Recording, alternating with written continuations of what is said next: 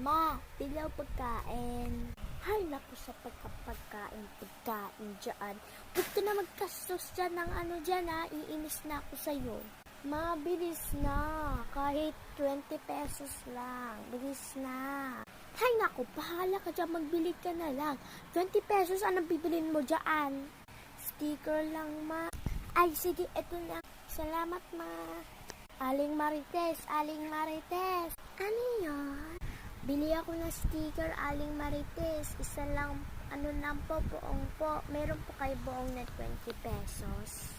Ay, meron. Ito, 20 pesos lang to, Thank you, Aling Marites. Ito po yung 20 pesos.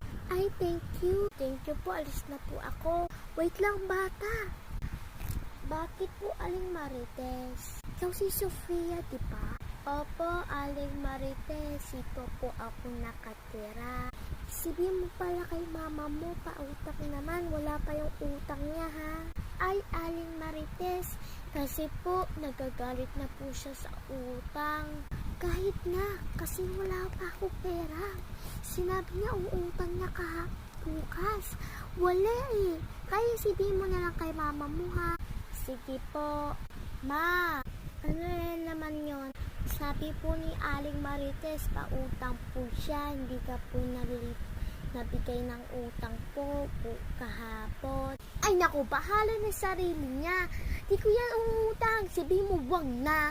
Kaya bayan mo na lang yan. Aling Marites na yan. Hindi pa siya nga naumutang sa akin nakarani. Kaya wag mo na pansinin yan. Pero ma, nagagalit na po siya. Hay nako. Huwag ka na nga umasa dyan sa Aling Marites na yan. Huwag mo na lang yan pansinin. Pag magalit na yan, huwag mo na, pag na-doorbell siya dyan, huwag mo na anuwin ha. Sige po ma, alis na po ako. Ay, ma, buksan ko po, tingnan ko lang po.